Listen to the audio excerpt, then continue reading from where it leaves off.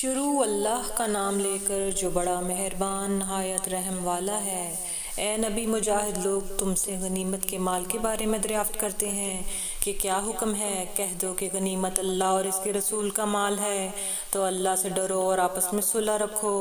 اور اگر ایمان رکھتے ہو تو اللہ اور اس کے رسول کے حکم پر چلو۔ مومن تو وہ ہیں کہ جب اللہ کا ذکر کیا جاتا ہے تو ان کے دل ڈر جاتے ہیں، اور جب انہیں اس کی آیتیں پڑھ کر سنائی جاتی ہیں تو ان کا ایمان اور بڑھ جاتا ہے۔ وہ اپنے پروردگار پر بھروسہ رکھتے ہیں، اور وہ جو نماز قائم کرتے ہیں اور جو مال ہم نے ان کو دیا ہے اس میں نیک کاموں میں خرچ کرتے ہیں، یہی سچے مومن ہیں، اور ان کے لیے ان کے پروردگار کے ہاں بڑے بڑے درجے ہیں اور بخشش اور عزت کی روزی ہے۔ ان لوگوں کو اپنے گھر سے اس طرح نکلنا چاہیے تھا جس طرح تمہارے پروردگار نے تم کو تدبیر کے ساتھ اپنے گھر سے نکالا، اور اس وقت مومنوں کی ایک جماعت ناخوش تھی۔ وہ لوگ حق بات میں اس کے ظاہر ہونے کے بعد تم سے جھگڑنے لگے، گویا موت کی طرف ہانکے جاتے ہیں اور اسے دیکھ رہے ہیں۔ اور اس وقت کو یاد کرو جب اللہ تم سے وعدہ کرتا تھا کہ ابو سفیان اور ابو جہل کے دو گروہوں میں سے ایک گروہ تمہارے لیے مغلوب ہو جائے گا، اور تم چاہتے تھے کہ جو قافلہ بے شان و شوکت یعنی بے ہتھیار ہے وہ تمہارے ہاتھ آ جائے، اور اللہ چاہتا تھا کہ اپنے فرمان سے حق کو قائم رکھے اور کافروں کی جڑ کاٹ دے، تاکہ سچ کو سچ اور جھوٹ کو جھوٹ کر دے۔ گو مشرک نہ خوشی ہوں جب تم لوگ اپنے پروردگار سے فریاد کرتے تھے تو اس نے تمہاری دعا قبول کر لی، اور فرمایا کہ تسلی رکھو، ہم ہزار فرشتوں سے جو ایک دوسرے کے پیچھے آتے جائیں گے تمہاری مدد کریں گے، اور اس مدد کو اللہ نے محض بشارت بنایا تھا کہ تمہارے دل اس سے اطمینان حاصل کریں، اور مدد تو اللہ ہی کی طرف سے ہے، بے شک اللہ غالب ہے، حکمت والا ہے۔ جب اس نے تمہاری تسکین کے لیے اپنی طرف سے تمہیں نیند کی چادر اڑا دی اور تم پر آسمان سے پانی برسا دیا تاکہ تم کو اس سے نہلا کر پاک کر دے اور شیطانی نجاست کو تم سے دور کر دے،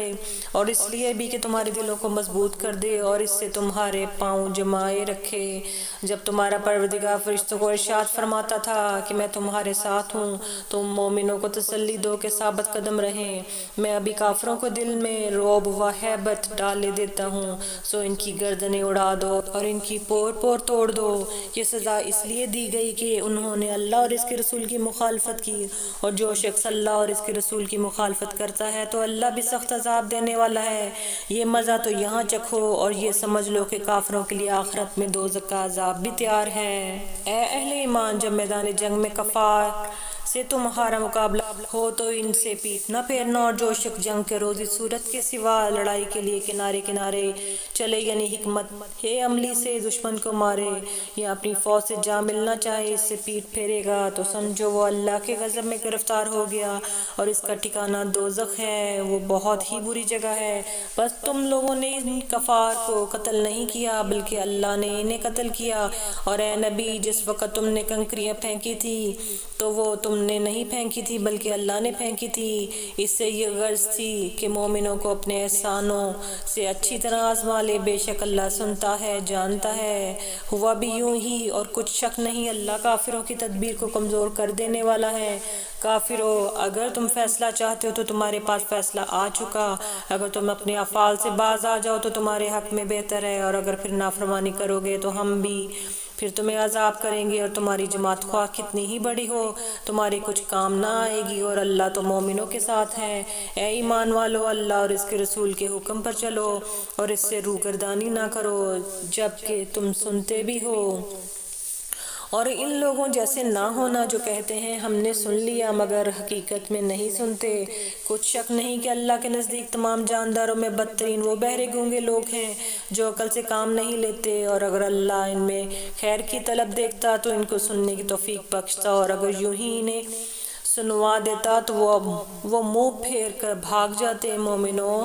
اللہ اور اس کے رسول کا حکم قبول کرو جبکہ رسول تمہیں ایسے کام کے لیے بلاتے ہیں جو تم کو زندگی بخشتا ہے، اور جان رکھو کہ اللہ آدمی اور اس کے دل کے درمیان حائل ہو جاتا ہے، اور یہ بھی کہ تم سب اس کے روبرو جمع کیے جاؤ گے، اور اس فتنے سے ڈرو جو خصوصیت کے ساتھ انہی لوگوں پر واقع نہ ہوگا جو تم میں گناہگار ہیں، اور جان رکھو کہ اللہ سخت عذاب دینے والا ہے۔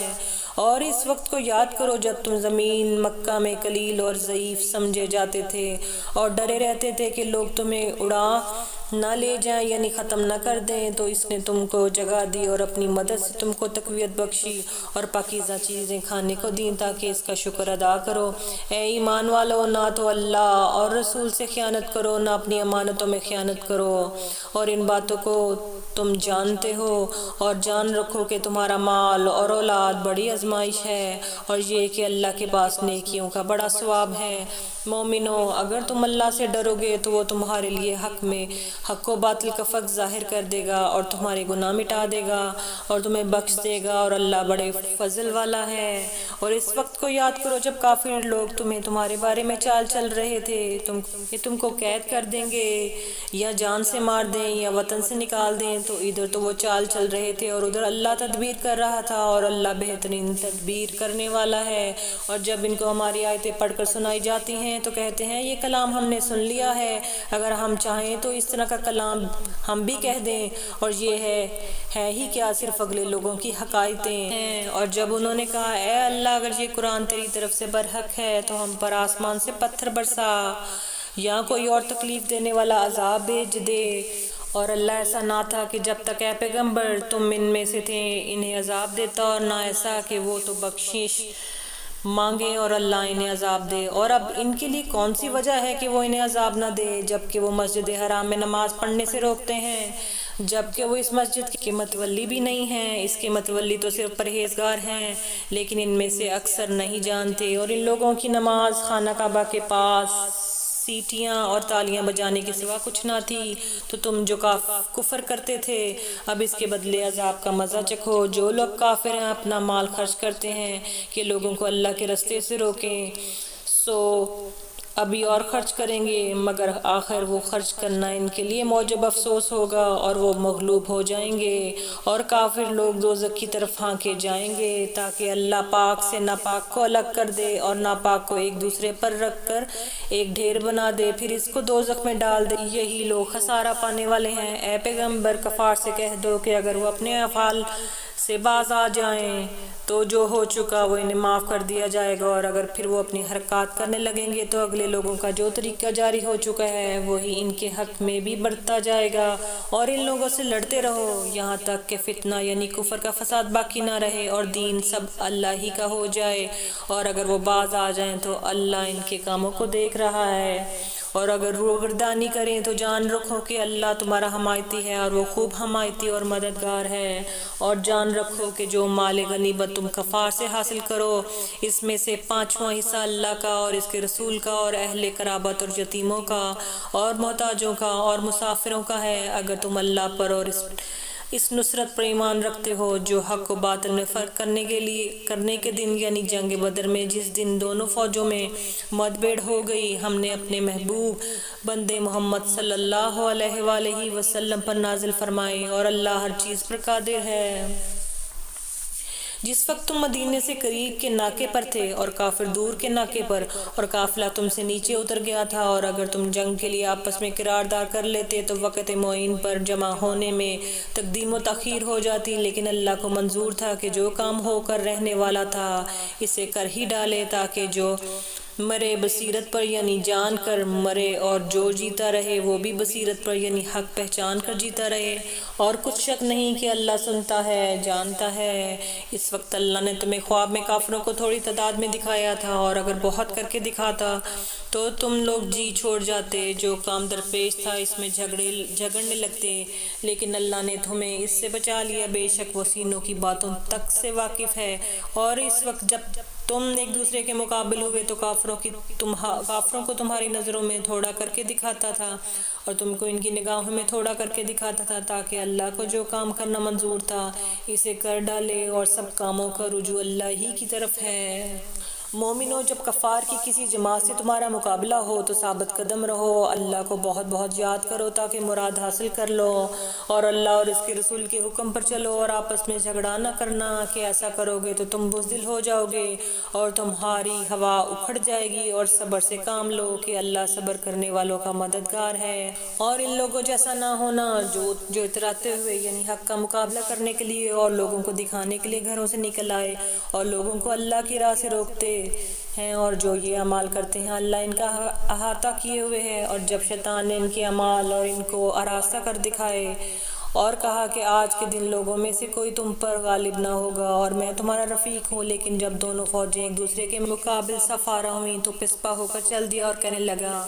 مجھے تم سے کوئی واسطہ نہیں، میں تو ایسی چیزیں دیکھ رہا ہوں جو تم نہیں دیکھ سکتے، مجھے تو اللہ سے ڈر لگتا ہے اور اللہ سخت عذاب کرنے والا ہے۔ اس وقت منافق اور کافر جن کے دلوں میں بیماری تھی کہتے تھے کہ ان لوگوں کو ان کے دین نے مغرور کر رکھا ہے، اور جو شخص اللہ پر بھروسہ رکھتا ہے تو اللہ غالب ہے، حکمت والا ہے۔ اور کاش تم اس وقت کی کیفیت دیکھتے جب فرشتے کافروں کی جانیں نکالتے ہیں اور ان کے چہروں اور پیٹھوں پر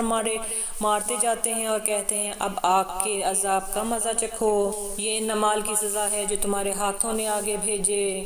اور یہ جان رکھو کہ اللہ بندوں پر ظلم نہیں کرتا۔ جیسا حال فرعونیوں اور ان سے پہلے لوگوں کا ہوا تھا ویسا ہی ان کا ہوا کہ انہوں نے اللہ کی آیتوں سے کفر کیا تو اللہ نے ان کے گناہوں کی سزا میں ان کو پکڑ لیا۔ بے شک اللہ زبردست ہے، سخت عذاب دینے والا ہے۔ یہ اس لیے کہ جو نعمتیں اللہ کسی قوم کو دیا کرتا ہے جب تک وہ خود اپنے دلوں کی حالت نہ بدل ڈالیں اللہ اسے نہیں بدلا کرتا، اور اس لیے اللہ سنتا ہے، جانتا ہے۔ جیسا حال فرعونی اور ان سے پہلے لوگوں کا ہوا تھا ویسا ہی ان کا ہوا، انہوں نے اپنے پروردگار کی آیتوں کو جھٹلایا تو ہم نے ان کو ان کے گناہوں کے سبب ہلاک کر ڈالا اور فرعونیوں کو ڈبو دیا، اور وہ سب ظالم تھے۔ جانداروں میں سب سے بدتر اللہ کے نزدیک وہ لوگ ہیں جو کافر ہیں، سو وہ ایمان نہیں لاتے۔ جن لوگوں سے تم نے صلح کا عہد کیا پھر وہ ہر بار اپنے عہد کو توڑ ڈالتے ہیں اور اللہ سے نہیں ڈرتے۔ اگر تم ان کو لڑائی میں پاؤ تو انہیں ایسی سزا دو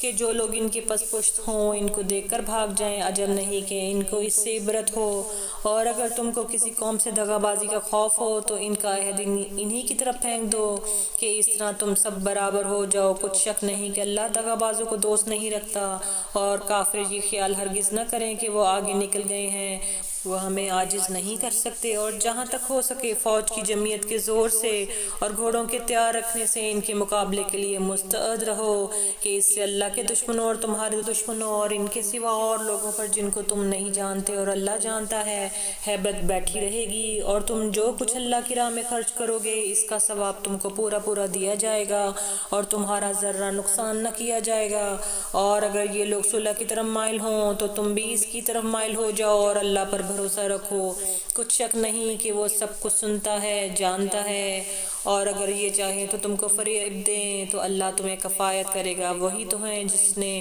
تم کو اپنی مدد سے اور مسلمانوں کی جمعیت سے تقویت بخشی اور ان کے دلوں میں الفت پیدا کر دی۔ اور اگر تم دنیا بھر کی دولت خرچ کرتے تب بھی ان کے دلوں میں الفت پیدا نہ کر سکتے، مگر اللہ ہی نے ان میں الفت ڈال دی، بے شک وہ زبردست حکمت والا ہے۔ اے نبی اللہ تم کو اور مومنوں اور جو تمہارے پیروکار ہیں کافی ہے۔ اے نبی مسلمانوں کو جہاد کی ترغیب دو، اگر تم میں سے 20 آدمی ثابت قدم رہنے والے ہوں گے تو 200 کافروں پر غالب رہیں گے، اور اگر 100 ایسے ہوں تو 1000 پر غالب رہیں گے، اس لیے کہ کافر ایسے لوگ ہیں جو کچھ بھی نہیں سمجھ رکھتے۔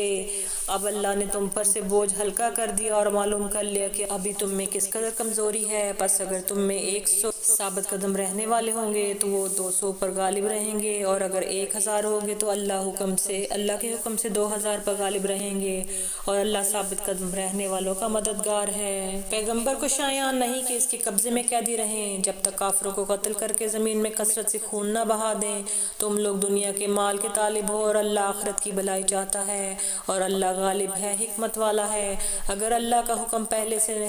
نہ ہو چکا ہوتا تو جو فدیہ تم نے لیا ہے اس کے بدلے تم پر بڑا عذاب نازل ہوتا۔ اب جو مال غنیمت تمہیں ملا ہے اسے کھاؤ اور وہ تمہارے لیے حلال طیب ہے، اور اللہ سے ڈرتے رہو، بے شک اللہ بخشنے والا ہے، مہربان ہے۔ اے پیغمبر، جو قیدی تمہارے قبضے میں یعنی گرفتار ہیں ان سے کہہ دو کہ اگر اللہ تمہارے دلوں میں نیکی معلوم کرے گا تو جو مال تم سے چھن گیا ہے اس سے بہتر تمہیں عنایت فرمائے گا اور تمہارے گناہ بھی معاف کر دے گا، اور اللہ بخشنے والا ہے، مہربان ہے۔ اور اگر یہ لوگ تم سے دغا کرنا چاہیں گے، یہ پہلے ہی اللہ سے دغا کر چکے ہیں، تو ان سے ان کو تمہارے قبضے میں کر دیا، اور اللہ دانا ہے، حکمت والا ہے۔ جو لوگ ایمان لائے اور جنہوں نے ہجرت کی اور اللہ کی راہ میں اپنے مال اور جان سے لڑے، وہ اور جنہوں نے ہجرت کرنے والوں کو جگہ دی اور ان